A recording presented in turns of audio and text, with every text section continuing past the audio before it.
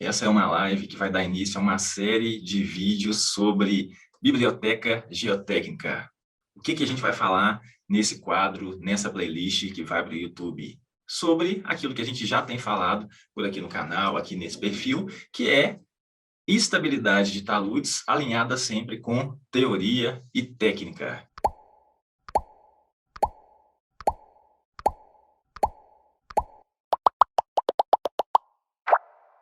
A gente sempre tem comentado sobre vagas para boas empresas, processos seletivos. Basicamente, toda semana eu tenho visto no LinkedIn essas ofertas para engenheiros, para geólogos. O Márcio está falando que está sem som. Voltou o som. Beleza. Então, a gente sempre tem visto vagas para engenheiros e geólogos no LinkedIn, eu sempre tenho repostado isso aqui no Instagram também, boas vagas que são para trabalhar com estabilidade de taludes. E o que essas vagas vão pedir? Vão pedir conhecimento técnico, seja para escritório ou seja para acompanhamento de obras em campo. E o que acontece é, nós precisamos, independente de onde você vai trabalhar, alinhar teoria e técnica, teoria e prática. Não basta simplesmente a gente falar em software, em projeto, elaboração de projetos sem ter a técnica alinhada a tudo isso. E é exatamente sobre isso que a gente vai comentar agora. Eu vou dar início a essa série de lives com um review, uma revisão sobre o livro Curso Básico de Mecânica dos Solos, do professor Carlos Souza Pinto. Essa é a terceira edição com exercícios resolvidos e é um livro em 16 capítulos que ele chama de aulas e são realmente excelentes aulas. Bom, por onde começar para aquele que está chegando agora, esteja ainda na graduação ou já trabalhando no mercado da geotecnia e ainda não domina estabilidade de taludes, não domina um software A ou B que por acaso a empresa necessite que ela trabalhe, né, que ela tenha lá a licença. Você vai começar sempre pela teoria da geotecnia. E essa teoria está alinhada a quê?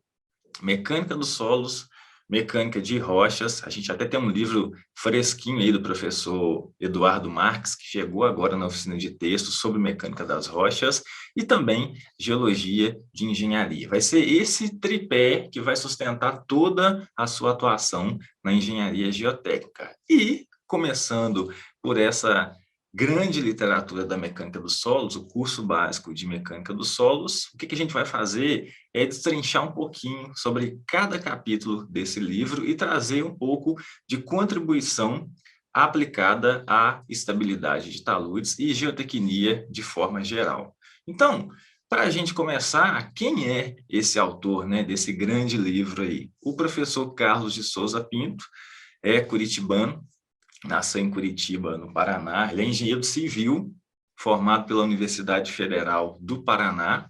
É mestre em engenharia civil pela Universidade de Iowa e é doutor também em engenharia civil pela USP. Bom,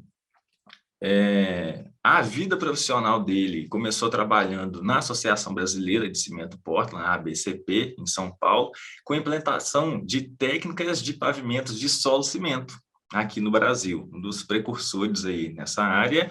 Ele também foi pesquisador no IPT de São Paulo, Instituto de Pesquisas Tecnológicas, e é hoje professor aposentado da USP, da Escola Politécnica da USP, e também você não vai ter dificuldade alguma em achar trabalhos, em achar artigos científicos, anais de congressos e simpósios desse autor aqui a nível nacional e também internacional. Então, ele tem boa contribuição aí na geotecnia e não apenas no livro Curso Básico de Mecânica dos Solos. Bom, falando especificamente agora sobre os capítulos do livro, se você for pegar lá, você consegue já ter acesso aqui na internet, se você buscar o sumário desse livro, a oficina de texto, que é a editora do livro, tem um sumário disponível para o leitor consultar lá cada um dos capítulos.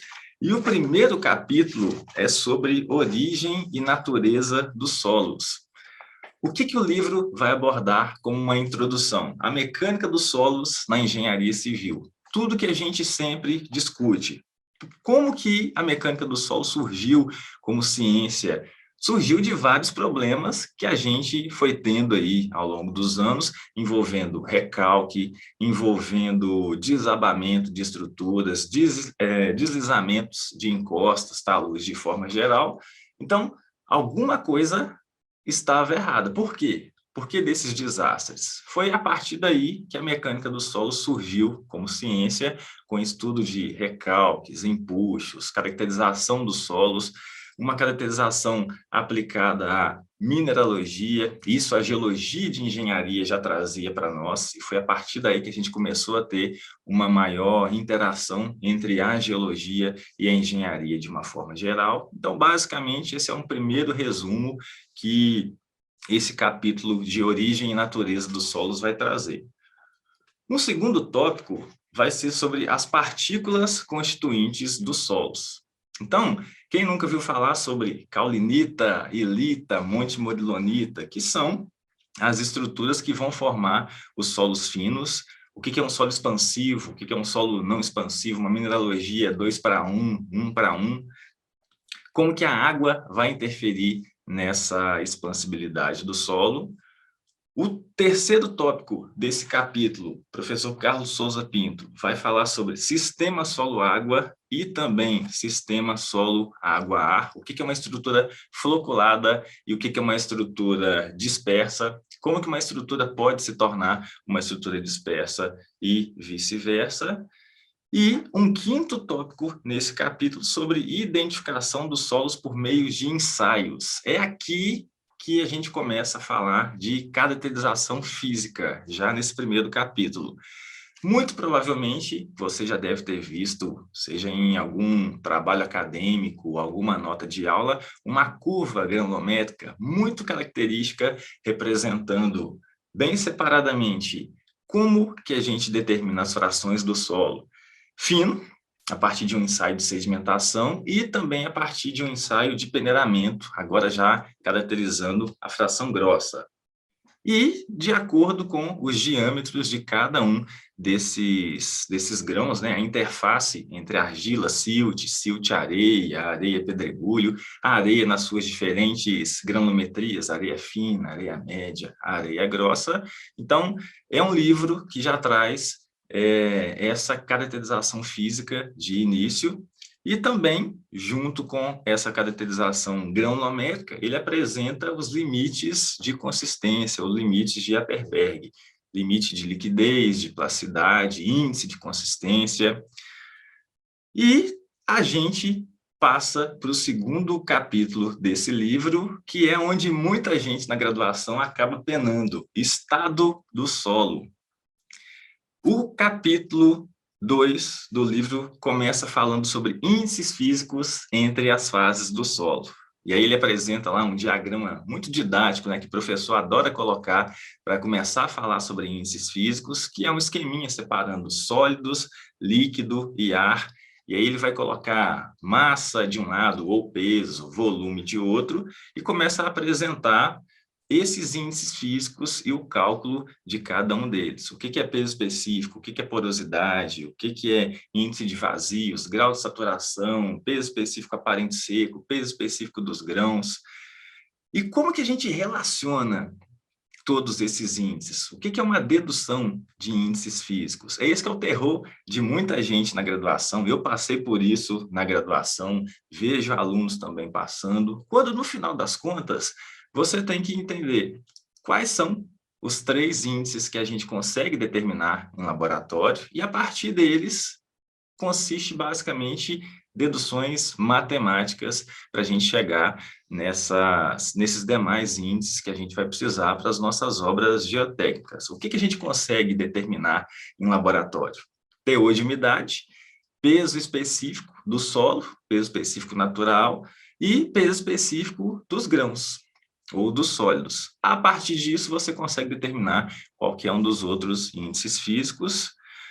Depois, o livro vai falar no tópico 2.3 sobre estado das areias, basicamente no conceito de compacidade, e no item 2.4, estado das argilas, falando sobre consistência. A abordagem nesse segundo capítulo, ela é uma abordagem laboratorial. Como que a gente consegue determinar essas características a partir de ensaios em laboratório, a partir de índice de vazios, mas se você pegar um boletim de sondagem SPT, lá também vai estar essas caracterizações em função de consistência e compacidade desses solos. E, na grande maioria das vezes, é sem levar material para o laboratório para caracterizar índice de vazios. Não. Basicamente, é a partir de uma análise textural. Quando você leva para o laboratório também, vai fazer uma caracterização granulométrica para se dar um parecer mais assertivo nessas sondagens. E esse primeiro, né, esse segundo capítulo, na verdade, do livro, vai trazer essa abordagem mais baseada em laboratório. Depois, o item 2.5 desse segundo capítulo é excelente, porque ele vai falar sobre identificação tátil visual dos solos. O que é uma identificação tátil visual? É você poder caracterizar a textura do solo, dar um pitaco em relação a que tipo de solo é aquele, sem precisar de nenhum ensaio laboratorial. Se você tiver uma garrafinha de água, já resolve o seu problema. E como que isso importa para nós? Qual que é a finalidade ou a importância dessa identificação tátil visual lá no campo, quando você estiver fazendo um trabalho de estabilidade de taludes? Vai fazer um laudo de vistoria para, na sequência, elaborar um laudo mais completo de estabilidade de taludes. Deixa eu contar uma pequena história. Há pouco tempo, fui fazer um laudo de vistoria para um cliente aqui em uma cidade próxima de Viçosa, e o problema dele era o seguinte: ele estava com um talude que estava rompendo de fora a fora, sistema de drenagem já tinha ido embora há muito tempo, segundo ele, por conta de uma obra de terraplenagem no terreno do vizinho. E, ao mesmo tempo, do outro lado, já tinham duas casas que tinham desmoronado por conta dessa perturbação nesses taludes. E aí isso foi para a justiça, cada um alegando uma coisa, e ele precisava desse laudo de vistoria para atestar que, com o talude dele, estava tudo tranquilo da parte dele. Ele não tinha feito nenhuma obra de terraplenagem, não tinha mexido naquele talude. E aí eu fui fazer, de imediato, uma análise tátil visual. A gente gosta de sair subindo talude, e peguei uma porção no terço médio inferior do talude de solo. Comecei a escavar, levei lá um martelinho geológico mesmo, comecei a escavar e eu vi três texturas diferentes. Tinha uma areia branquinha, que estava mais por baixo, uma camada inferior no talude, e por cima a gente tinha um solo mais róseo, que era um silt, e, mais superficialmente, um solo residual maduro, mais amarronzado, mais homogêneo. Beleza. Como é que a gente faz para identificar esses materiais? Simplesmente com uma análise tátil visual, você umedece o solo, verifica aquela textura, a plasticidade desse material, e com isso a gente já tinha um primeiro ponto de partida. O que estava acontecendo? O que estava ajudando? O que estava desencadeando aquele movimento de massa no talude? Tinha a ver com o perfil geológico e geotécnico? Tinha.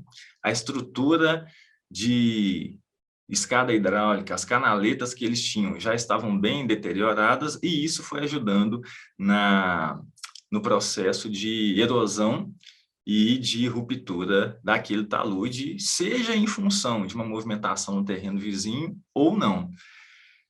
Ok, então, se você for para campo e precisar contratar um cliente, né, ou o cliente te contratar, melhor dizendo, você precisar contratar aí boletins de sondagem, se você já tem uma ideia desses tipos de solo, mais especialmente, isso já pode te ajudar em um parecer inicial, e é isso que o professor Carlos Souza Pinto traz ao final desse segundo capítulo, o estado do solo. Ele também apresenta um tópico de prospecção do solo, onde ele vai começar a falar de ensaios, ensaio SPT, de sondagens, Ele apresenta também, na figura 2.8, um perfil típico de uma sondagem SPT, que é aquilo que a norma até nos recomenda apresentar em boletins, as cotas, a profundidade de cada camada, presença ou não de nível d'água, o SPT, a descrição desse material e também uma convenção que você vai apresentar cada uma dessas camadas. E na sequência, na figura 2.9, ele apresenta um perfil geológico geotécnico constituído a partir de 3 furos de sondagem, a sondagem SPT1, 2 e 3, e é de posse dessas sondagens que a gente vai traçar o nosso perfil geológico geotécnico. Tem norma para exigir o número de sondagens mínimo? Tem. Se você pegar, por exemplo, a NBR 11682, ela vai te exigir lá 3 furos de sondagem. E qual vai ser a representação? De que forma que eu vou espalhar essas sondagens? A norma vai falar o seguinte, da forma mais representativa possível para aquela condição do seu talude. Vou precisar fazer 2 laudos diferentes para 2 vizinhos diferentes. Eu posso aproveitar essas sondagens? Bom, se você verificar que o perfil geológico geotécnico é o mesmo, sem problemas, né? Tudo tem que ser feito com um bom senso. Ele termina esse segundo capítulo e vai para o capítulo 3 sobre classificação dos solos. Um capítulo bem didático também, onde ele começa falando, no item 3.1, sobre a importância dessa classificação dos solos. E item 3.2, classificação unificada, apresentando a carta de plasticidade, para a gente classificar em função do índice de plasticidade, do limite de liquidez, e também um esquema para a realização dessa classificação em função de granulometria e desses limites de consistência. Na sequência, ele vai apresentar o sistema rodoviário de classificação. Então, são as 2 principais classificações que a gente utiliza muito ainda e explora muito, né, estuda muito na graduação, falando sobre o quê? Sobre como que você caracteriza um solo, principalmente para obras em barragens, para obras rodoviárias, para estabilidade de taludes, só que tanto classificação unificada quanto classificação rodoviária foram desenvolvidos para solos temperados, o que não é o nosso caso aqui no Brasil. Nós temos uma extensa proporção de solo tropical. O nosso clima tropical vai produzir um comportamento de solo diferente lá de fora. Então, o que começou a acontecer com o tempo? A utilização dessas classificações unificadas, rodoviárias, às vezes apresentavam uma resposta, um comportamento ruim para o solo, mas quando a gente vinha fazer ensaios de resistência ao cisalhamento, adensamento, perda de massa por imersão, o comportamento era completamente diferente e vice-versa. Às vezes a classificação falava de um solo muito bom e os ensaios de adensamento mostravam que o solo não prestava, a resistência era muito baixa. Foi a partir disso que nós tivemos novas contribuições. No capítulo 3.4, o livro vem apresentar classificações regionais. Opa, então isso aqui vem mais a calhar com o nosso caso, a nível de Brasil. Em um determinado momento, uma série, né, um conjunto de pesquisadores da USP, em conjunto com o DNR, começaram a estudar uma forma melhor de caracterizar esses solos, de classificar esses solos para a nossa realidade. E foi assim que surgiu a classificação MCT, baseada em compactação de solo, em proporções reduzidas de amostras, e também em perda de massa por imersão, como que o material se comporta frente à passagem da água, a percolação da água.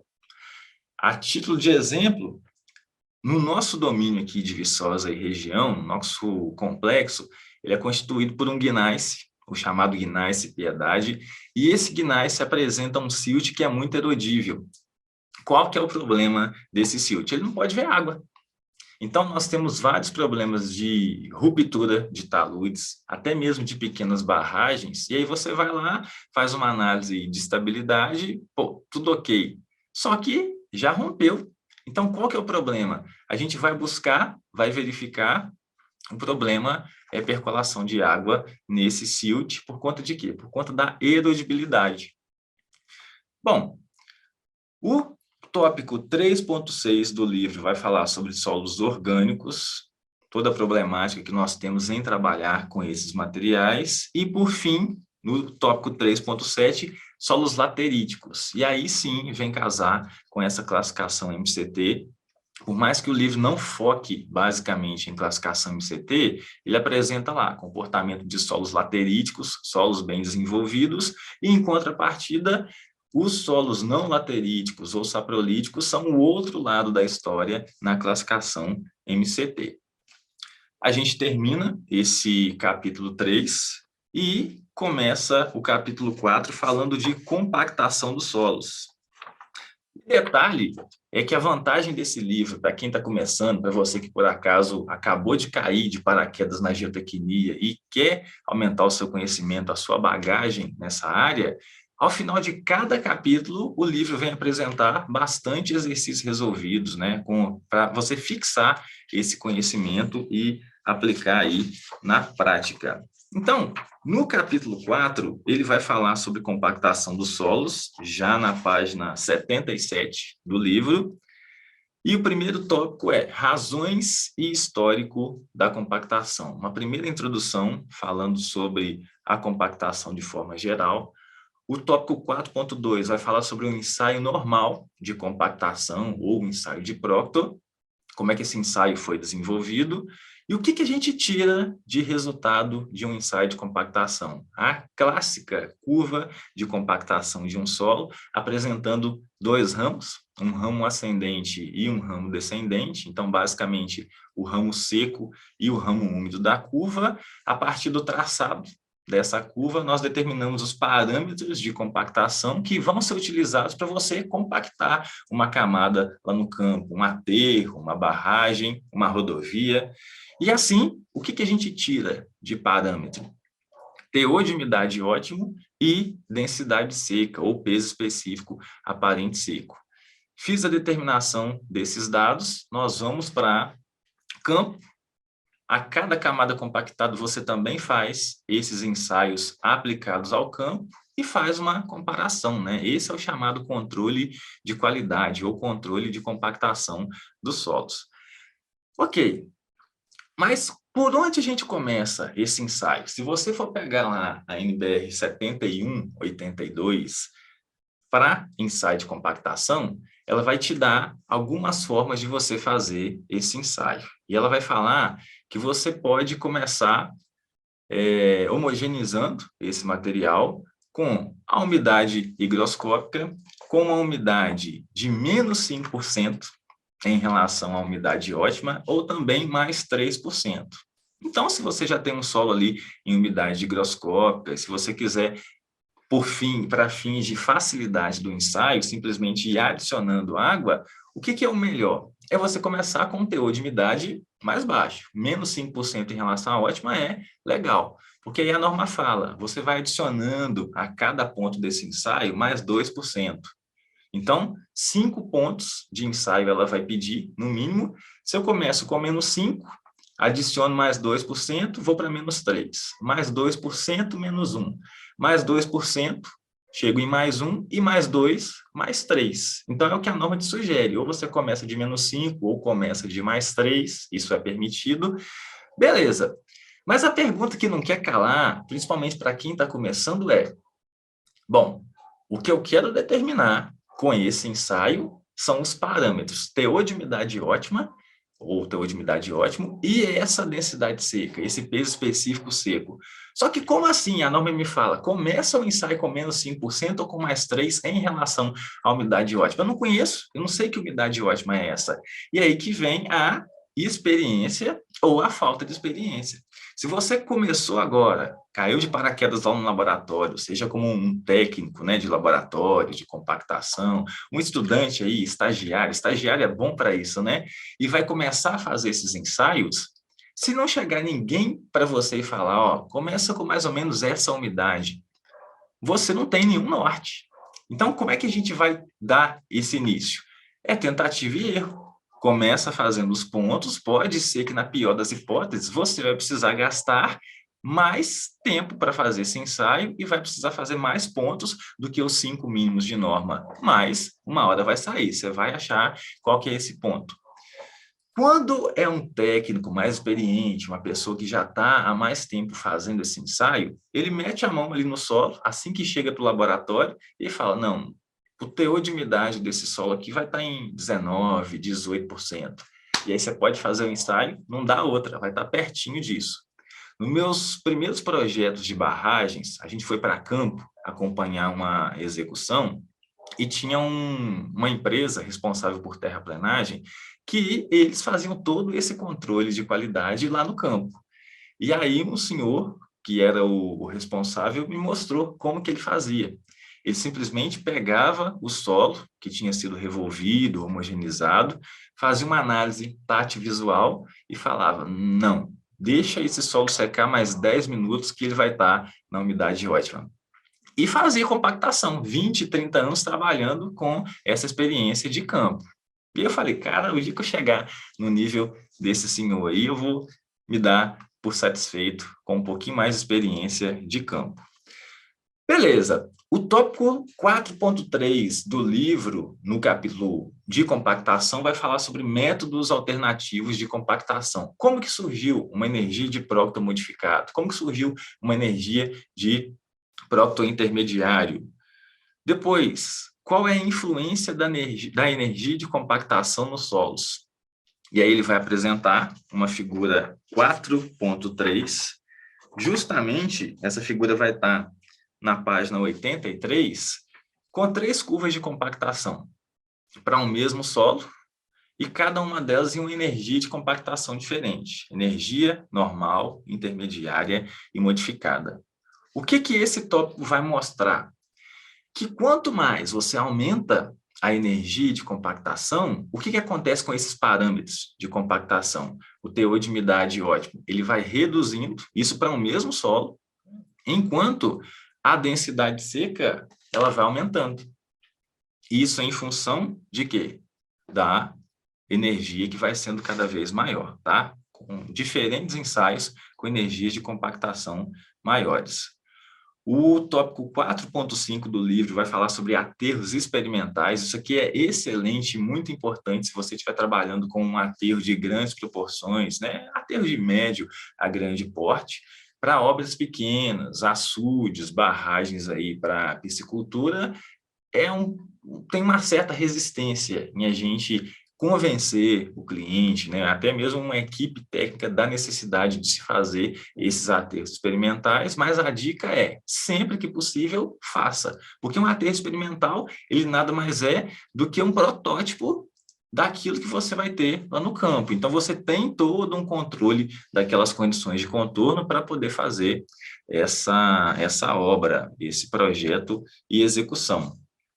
No tópico 4.6 do livro, ele vai falar sobre a estrutura dos solos compactados, como que a energia de compactação vai influenciar nessa estrutura, como que no ramo seco é a estrutura do solo, uma estrutura mais floculada, quanto mais você vai aumentando o teor de umidade nesse solo, ele vai caminhando para o ramo úmido da curva e assim com uma estrutura cada vez mais dispersa, e para o mesmo teor de umidade, aumentando essa energia de compactação, o que vai acontecer com a estrutura? A tendência é que essa estrutura se torne cada vez mais dispersa. Tópico 4.7, ele vai falar sobre a compactação no campo, propriamente dita. 4.8, compactação de solos granulares e exercícios de fixação. Aí a gente entra no capítulo 5, que é um capítulo mais curtinho, sobre tensões nos solos e capilaridade. Tópico 5.1, conceito de tensões no meio particulado. Como que acontece a distribuição de tensões nos solos? O que é tensão geostática? O que é acréscimo de tensão? O livro separa muito bem esses 2 capítulos e ele começa falando, então, sobre da onde vem o conceito de tensão vertical. Como que começa essa história de tensão normal, tensão total, de tensão cisalhante? Basicamente, a partir disso, lá na graduação, em engenharia civil, até mesmo geologia, engenharia de minas, que vai ter a disciplina de mecânica dos solos, a gente começa na mecânica dos solos 1, trabalhando com tensão normal. força sobre área em um contexto de distribuição de pressões ou de esforços normais. E aí, você vai trabalhar com tensão total, pós-pressão, tensão efetiva, isso basicamente visto na mecânica dos solos 1. Quando a gente passa lá para a mecânica dos solos 2, o que é explorado? Não só tensões normais, mas tensões cisalhantes, círculo de Mohr. Lembra? Daqui a pouco a gente chega mais nisso. Então, no tópico 5.2, ele vai falar sobre tensões devidas ao peso próprio do solo. Opa, de onde vem o famoso γH? Sigma igual a γH. Se a gente for pegar um paralelepípedo de solo, né? Imagina lá no campo, você vai e consegue moldar uma amostra de solo, e aí o livro vai te apresentar aquele esquema bacaninha com uma geometria desse paralelepípedo. Você vai ter uma área, você vai ter uma altura, e baseado nisso, nós podemos calcular o volume dessa amostra e também o peso. Então, pensa comigo, se a gente tem o peso específico desse material, consigo isso de laboratório, né? Ensaios de laboratório, e eu tenho a geometria dessa amostra, né, desse paralelepípedo, eu tenho o volume. Tendo peso específico e tendo volume, você calcula o peso daquele material, daquele solo, ao longo de uma determinada placa, uma determinada área. Pronto, está aí. Tensão é igual a força sobre área. E é a partir disso que o livro vai destrinchar esse cálculo de tensão total ou tensão geostática. No tópico 5.3, ele vem falar de pressão neutra e conceitos de tensão efetiva, princípio das tensões efetivas de Tesague, abordando, portanto, a relação entre poropressão e a tensão efetiva. No tópico 5.4, ele vai falar sobre a ação da água capilar no solo. Sucção, resistência de solos não saturados, aquilo que a gente, muitas vezes, como projetista, acaba não considerando em estudos de estabilidade de taludes, mas é uma resistência adicional, né, em função da capilaridade, em função de uma coesão aparente gerada por essa capilaridade, que muitas vezes a gente não considera. Mas por que às vezes você vai lá, faz uma análise de estabilidade, deu lá um fator de 1,03. Epa, tá rompe, não rompe. E às vezes o talude está lá, lindo, maravilhoso, choveu, passou um final de semana chovendo, e o talude continuou lá, em pé, por conta dessa resistência por sucção. Ou seja, você tem poropressão negativa no seu maciço, e essa poropressão negativa faz o quê? Com a tensão efetiva, eleva essa tensão efetiva, que é diretamente relacionada ou diretamente proporcional à resistência ao cisalhamento do solo. E aí o livro vem apresentar também uma figura 5.8 falando sobre a ascensão da água, né, ou ascensão da pressão da água em um tubo capilar, com um exemplo bem didático, mostrando poropressão positiva, poropressão negativa e essa influência na tensão do solo. O capítulo 6 vem complementar esse estudo, e agora sim falando sobre água no solo, permeabilidade, fluxo unidimensional e tensões de percolação. E agora a coisa começa a ficar um pouco mais prática. Tópico 6.1, uma introdução no capítulo falando sobre a água no solo, a influência dessa água no solo. 6.2, a permeabilidade dos solos. E aí a gente vai explorar a lei de Darcy, como que alguém lá atrás elaborou um esquema em laboratório que permitisse calcular a permeabilidade desse solo, a condutividade hidráulica desse solo, e aí que entra a lei de Darcy, a contribuição de Darcy nesses estudos. Tópico 6.3, a velocidade de descarga e a velocidade real da água. 6.4, cargas hidráulicas. Quem nunca ouviu falar em carga altimétrica, carga piezométrica e carga total? Daqui a pouco a gente cai no conceito de rede de fluxo, fluxo bidimensionais. E se você está trabalhando em uma mineração ou diretamente com projetos de barragens, como que é verificada aquela poropressão. Como que é estudada a piezometria na fundação ou no maciço de uma barragem? A partir de estudos de cargas hidráulicas. E aí, o tópico 6.5 vem falar de forças de percolação. 6.6, tensões no solo submetido à percolação. 6.7, gradiente crítico. Opa! Quando a gente está trabalhando com projeto de barragem, principalmente, é muito importante que a gente entenda como esses gradientes estão se comportando ao longo de todo aquele maciço, seja a fundação ou seja o próprio aterro, né?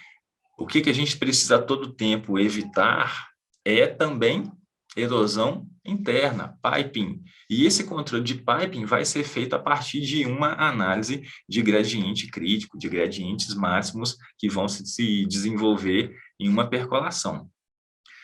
O tópico 6.8 desse capítulo vai falar sobre redução desse gradiente de saída, 6.9, levantamento de fundo e 6.10, filtros de proteção.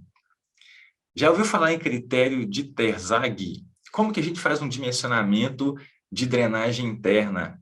O que a gente vai precisar considerar nesse dimensionamento? Granulometria dos materiais que vão estar em contato. Assim que você está ali na interface de uma barragem com um núcleo impermeável e um filtro de areia, nessa interface, argila e o colchão drenante ou filtro vertical de areia ou pedregulho, o que a gente tem que evitar? É a percolação ou a passagem de material fino para dentro desse filtro e também tem que garantir que a água vá percolar por esse filtro. Não adianta nada você fazer um filtro que teoricamente deveria ser drenante, utilizando um material de muito baixa permeabilidade e a água não vai percolar. Tópico 6.11, permeâmetros horizontais, e aí a gente traz isso também para aplicação no campo. Quando, de repente, no capítulo 7, o livro vem falar sobre fluxo bidimensional. E aí sim, o primeiro tópico vai explanar fluxos bi e tridimensionais. O segundo tópico, estudo da percolação com redes de fluxo. E aí, no próximo tópico 7.3, ele explora essas redes de fluxo bidimensionais, traz lá aqueles exemplos clássicos de uma rede de fluxo por baixo de uma barragem, ou até mesmo dentro do maciço, e aí que a gente entra com os conceitos de linha de fluxo, equipotencial, número de canais de fluxo, número de perdas de faixa de potencial, e a partir desses dados você calcula carga piezométrica, poropressão, excesso de poropressão em uma fundação, a vazão que percola por essa fundação e, obviamente, a gente vai precisar também dos coeficientes de permeabilidade desses materiais. No tópico 7.4, ele vai falar sobre traçado de redes de fluxo. E aí que entra o nosso grande professor Arthur Casagrande com as contribuições que ele fez no estudo de redes de fluxo. O professor Arthur elaborou, basicamente, uma forma da gente traçar uma rede de fluxo e poder calcular cargas, vazões e pressões. Então, o que ele falava? Você vai traçar da melhor forma possível linhas de fluxo que se cruzem o mais a 90 graus possível com as equipotenciais. Essas linhas de fluxo vão representar o caminho de percolação da água por dentro da barragem ou pela fundação, e uma equipotencial nada mais é do que o lugar geométrico de uma mesma carga hidráulica ou carga total. Então, a intenção é você formar quadradinhos. Você já ouviu falar nisso? Seu professor já explicou isso lá atrás, falando, ó, vai desenhar uma rede de fluxo, forma quadradinhos, ou seja, linhas de fluxo tem que cruzar o mais a 90 graus, essas equipotenciais, e aí você vai tentar desenhar um círculo lá dentro desses quadradinhos. Essa era a primeira abordagem para se traçar uma rede de fluxo. Com o avanço da tecnologia, a coisa foi melhorando. E aí a gente começa a falar sobre métodos mais práticos. Então, é possível se montar modelos reduzidos lá no laboratório. A gente tem até alguns vídeos na internet aí, muito bacana. O pessoal compacta uma mini barragem dentro de um recipiente com acrílico, enche de água e coloca um corante naquela água. A partir disso, dá para ver direitinho pelo acrílico como é que a água vai percolando, né? O caminho que ela vai fazendo com aquele corante.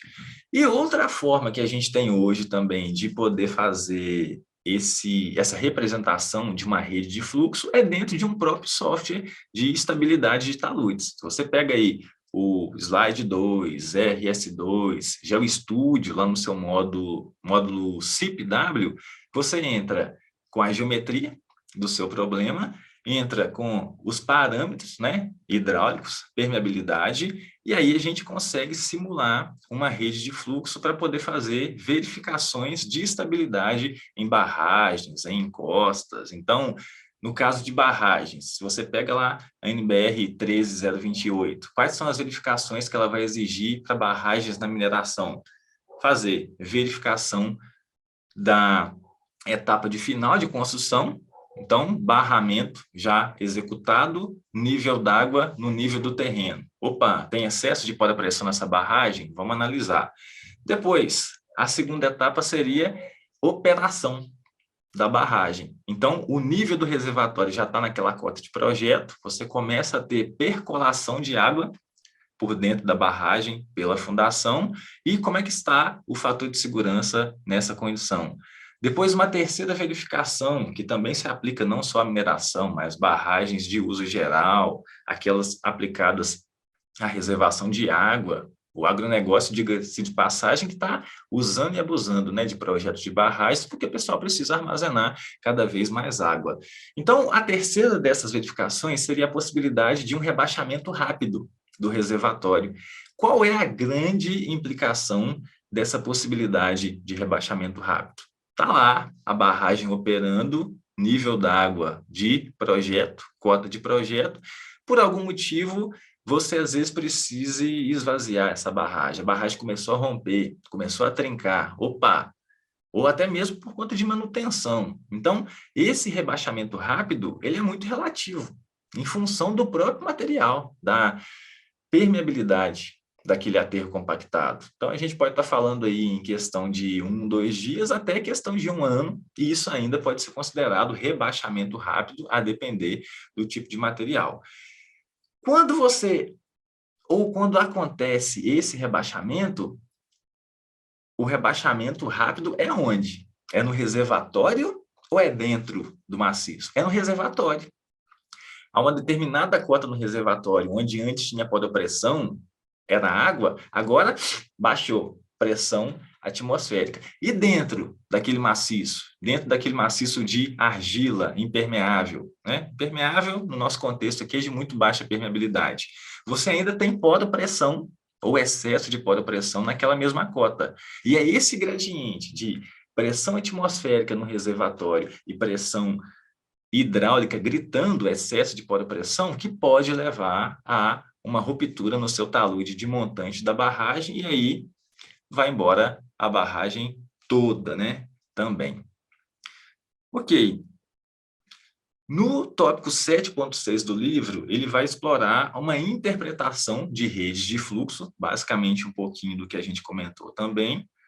O próximo tópico vem falar de equação diferencial de fluxos tridimensionais. Depois, condição anisotrópica de permeabilidade. Esse é um grande problema que muitas vezes nós temos quando o assunto é projeto desses aterros, de barragens. Por quê? Quando você começa a colocar na ponta da caneta todos os ensaios, todas as verificações de campo e laboratório que precisam ser realizados para um bom projeto, nem sempre isso sai barato. Na grande maioria das vezes, não. Então, existem algumas formas ou alguns dados de você conseguir reduzir até mesmo uma bateria de ensaios. Quer ver um exemplo? Quando a gente está trabalhando com um estudo de fluxo em uma barragem, você vai compactar esse aterro de que forma? Vai lá, uma máquina, né, a depender do tipo de solo, um pé de carneiro compactando toda aquela porção argilosa, rolo liso compactando material mais grosseiro, um rolo pneumático, e à medida que esse aterro vai subindo, o que vai acontecer? Joga, né, espraia uma camada de solo, compacta, faz lá um controle de qualidade, um controle de compactação, vem com a segunda camada, mesmo processo, terceiro e assim por diante. Qual é a tendência?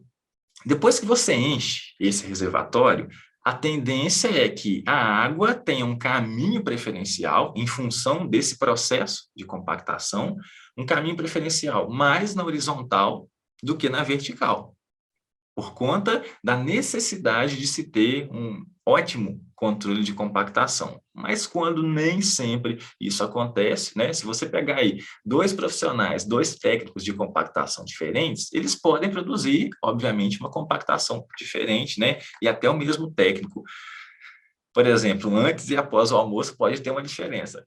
E aí, o que vai acontecer? Isso já foi comprovado, você pode fazer ensaios em laboratório, que a tendência é que essa permeabilidade na horizontal seja maior do que na vertical. E quando você entra com isso em um software, por exemplo, ele vai te pedir qual é a relação de anisotropia, qual é a relação do KY sobre o KX. E aí você vai entrar com esses dados. Está no escudo? Uma relação prática, o que a gente tem aí de empirismo, de dados de laboratório, é que a permeabilidade na horizontal, ela tende a ser da ordem de até 10 vezes a permeabilidade na vertical, por conta desse processo construtivo de uma barragem. Então, a gente pode entrar com um dado desse em uma análise de estabilidade. Ele fecha com exercícios, obviamente, o capítulo 7 e começa o capítulo 8 falando sobre tensões verticais devidas a cargas aplicadas na superfície do terreno. Onde, mais à frente, na graduação, por exemplo, que você vai trabalhar com esse assunto? Fundações. De onde surge toda aquela teoria de acréscimos de tensão, de bulbos de tensão? Começa por aqui, em acréscimos, né, nessa teoria de elasticidade, e a gente vai falar um pouco mais sobre isso. O tópico 8.1 fala exatamente sobre distribuição de tensões, como que o carregamento, seja ele pontual ou distribuído na superfície do terreno, vai cada vez mais reduzindo em profundidade, é um espraiamento dessas tensões. E o tópico 8.2 vai falar sobre a aplicação da teoria da elasticidade e, na sequência, considerações sobre o emprego dessa teoria da elasticidade. O nosso solo tem comportamento elástico e linear? Não.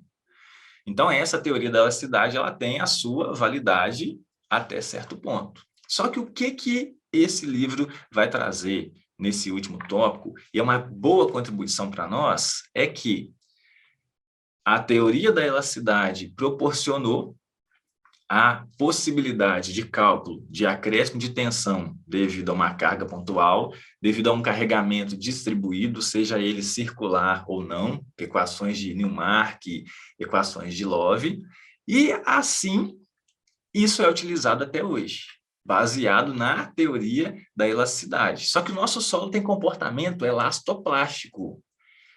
Por que a gente ainda continua utilizando a teoria da elasticidade? Porque ela funciona. Se você for para campo, utilizar equipamentos para determinar esses acréscimos de tensão e calcular esses acréscimos baseados na teoria da elasticidade, isso está muito próximo. Os resultados são pareados, são semelhantes. Então, é por isso que a gente ainda continua utilizando, porque ainda funciona.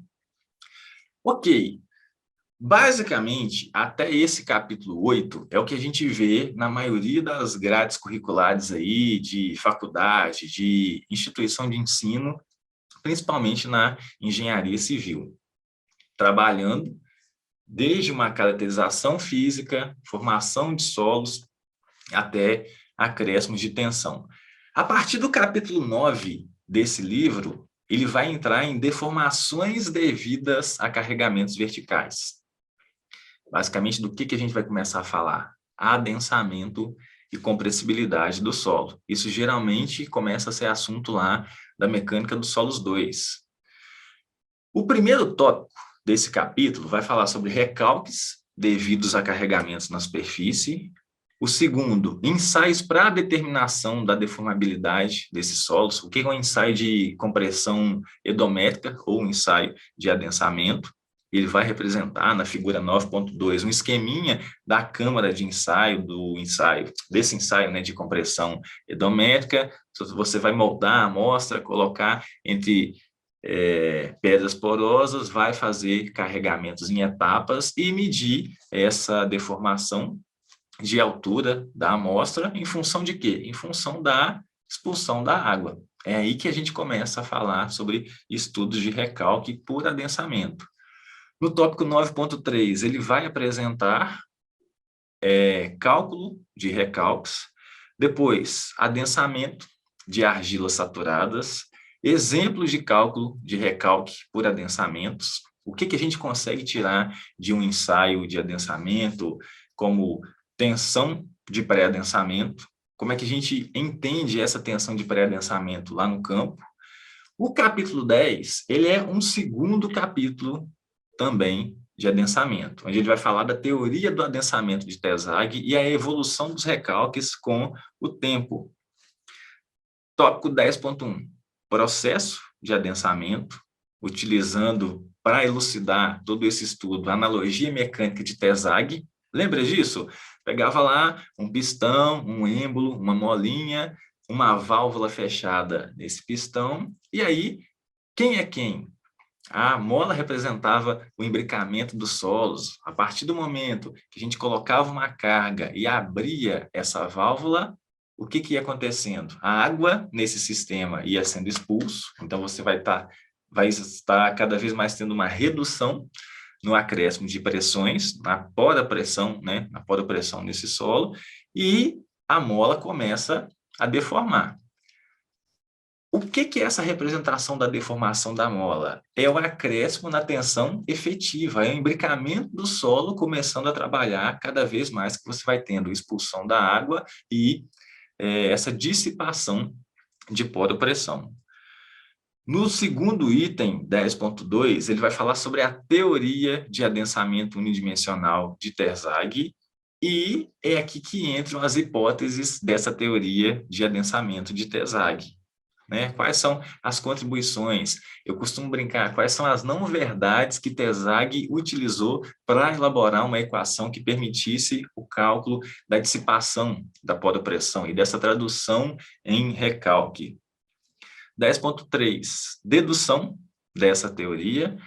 10.4, exemplo de aplicação da teoria de adensamento. E ele vai pular no capítulo 11 para o terceiro tópico, ou terceiro capítulo de adensamento, com a teoria do adensamento em tópicos complementares, e aí ele vai falar de fórmulas aproximadas relacionando recalque com o fator tempo, obtenção do coeficiente de adensamento a partir de ensaio. Então, como que eu calculo o meu CV, utilizando lá as metodologias, né, de Taylor, de Casagrande, condições de campo que influenciam o adensamento, análise da influência de hipóteses referentes ao comportamento dos solos na teoria de adensamento e adensamento secundário. Então, nós vamos ter aí 3 níveis, né, de recalque. Recalque primário, recalque pela expulsão da água, por adensamento, e também adensamento secundário ou compressão secundária. Um sexto tópico ainda nesse capítulo sobre emprego de pré-carregamento para reduzir recalques futuros, né, uma questão mais prática, e recalques durante o período construtivo. Então, Terzaghi começou lá o estudo de adensamento considerando carregamentos instantâneos. Assim que você coloca um aterro, uma barragem sobre uma fundação, como que o recalque começa a partir dali? Só que na prática, lá no campo, esse recalque, ou melhor, essa construção vai ser feita em etapas. E como que o recalque vai se dar nessas condições?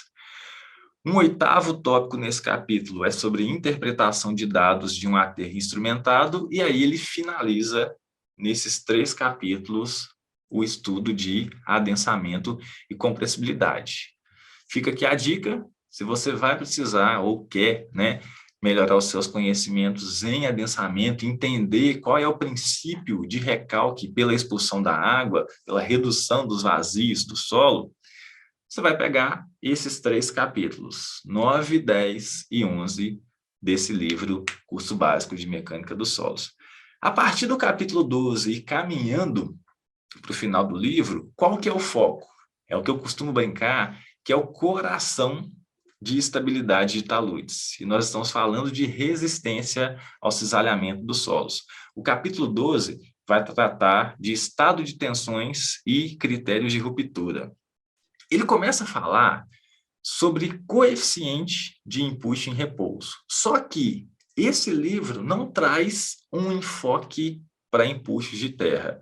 Ele fala sobre coeficientes de empuxo em repouso, mas com uma forma mais branda. Ele não entra no mérito de cálculo de empuxo ativo, empuxo passivo, de dimensionamento de muros de arrimo, não.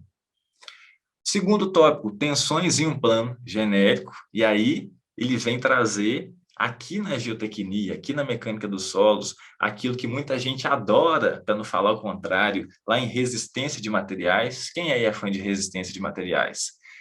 Que é círculo de Mohr, conceito de polo, como que a gente determina as tensões em qualquer plano a partir de tensões principais, σ1, σ3. Terceiro tópico, a resistência dos solos. Quarto, critérios de ruptura, círculo de Mohr. No caso da mecânica dos solos, o critério que a gente mais utiliza, que ficou consagrado, é o critério de Mohr-Coulomb. E aí, esse critério, ele se aplica também lá na mecânica das rochas? Isso é uma outra grande discussão, né? O pessoal da geologia e da engenharia de Minas não fica muito satisfeito, não. Por quê? Porque nós temos outros critérios que vão representar de uma forma muito mais precisa esse comportamento mecânico das rochas ou de um maciço rochoso. O critério de Mohr-Coulomb, ele ainda é muito utilizado, porém, nós temos critérios mais específicos, Barton-Bandes, Roque-Brown. E o quinto tópico vai falar sobre ensaios para determinação da resistência de solos. O que é um ensaio de cisalhamento direto? O que é um ensaio de compressão triaxial? Nas 3 formas, né? CD, CU e UU. E aí a gente pode discutir até mesmo um pouquinho da diferença entre cada um desses ensaios, ou até mesmo quando eu devo utilizar um cisalhamento direto, quando eu devo utilizar um ensaio de compressão triaxial. Para início de conversa, o ensaio de cisalhamento direto, geralmente, ele é mais barato. Mas será que ele é tão representativo quanto um ensaio de compressão triaxial? Depende. Cada um vai ter uma vantagem sobre o outro. Por exemplo, no ensaio de cisalhamento direto, a gente fixa um plano de ruptura ou um plano de cisalhamento. Então, você coloca lá a sua amostra dentro de uma caixinha bipartida e o ensaio vai romper essa amostra em um plano horizontal. A pergunta que fica é, será que lá no campo é exatamente nesse plano horizontal que essa amostra vai romper? Ou será que eu já conheço esse plano pré-estabelecido do campo e vou simular esse ensaio em laboratório a partir dessa mesma direção de ruptura? Caso isso aconteça, beleza, o ensaio de cisalhamento direto vai te atender muito bem. Agora, caso contrário, um ensaio de compressão triaxial ele vai tender a ser mais preciso. Capítulo 13, mais uma vez, sobre resistência das areias, e ele vem falar sobre comportamento típico das areias, as diferenças entre a resistência de uma areia fofa e uma areia compacta. Lá na frente ele vai comparar isso com resistência de argilas. Segundo tópico, índice de vazios crítico das areias. Terceiro, variação do ângulo de atrito com a pressão confinante. E é por isso que em laboratório você vai lá, manda material para fazer um ensaio de resistência, e aí o responsável do laboratório te pergunta quais são as tensões que você vai utilizar, quais são as tensões confinantes. Por quê? Em função dessas tensões, você vai ter outros dados, ângulo de atrito, coesão.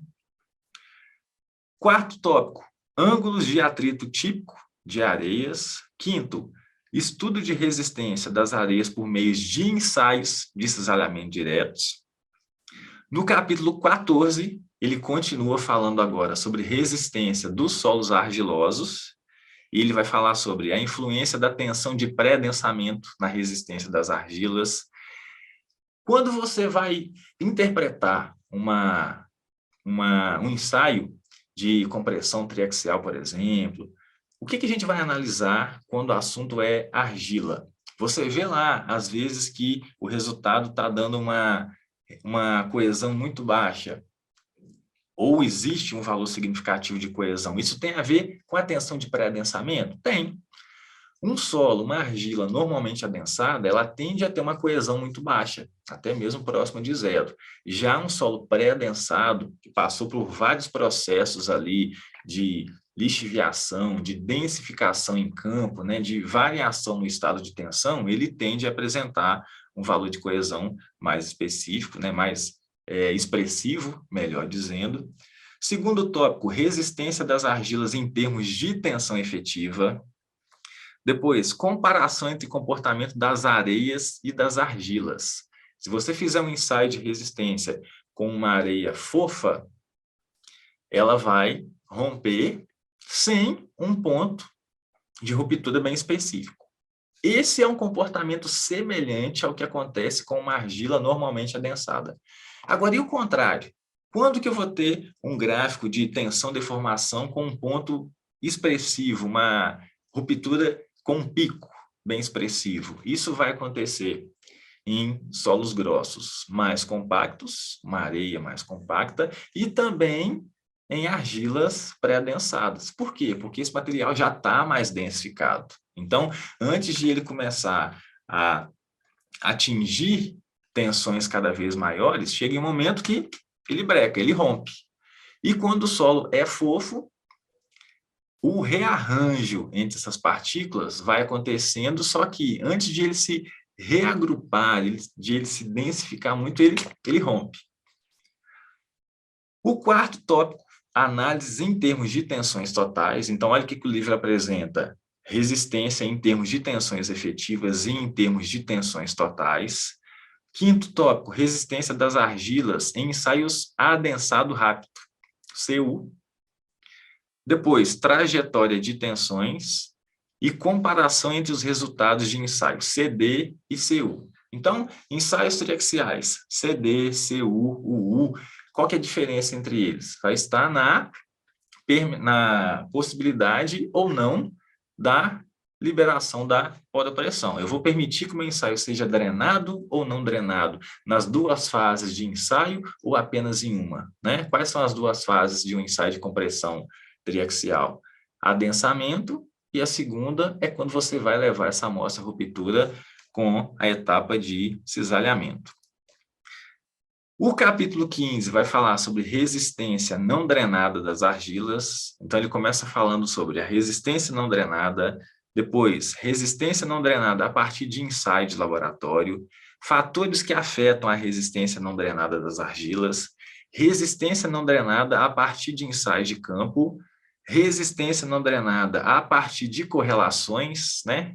Quem não é fã de correlação hoje, né? Sempre de preferência que seja feito com muito bom senso, comparação entre os valores obtidos por diferentes fontes, influência da estrutura na resistência não drenada, análise de resistência não drenada de uma argila natural, e aí que está.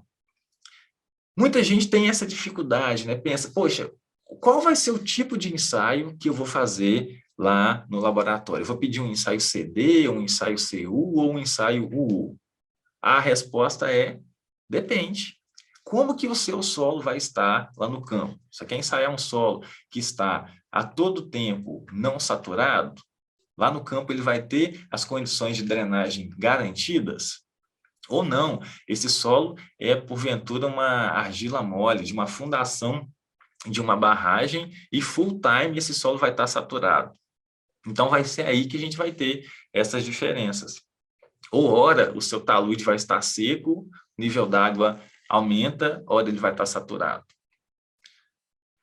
Beleza?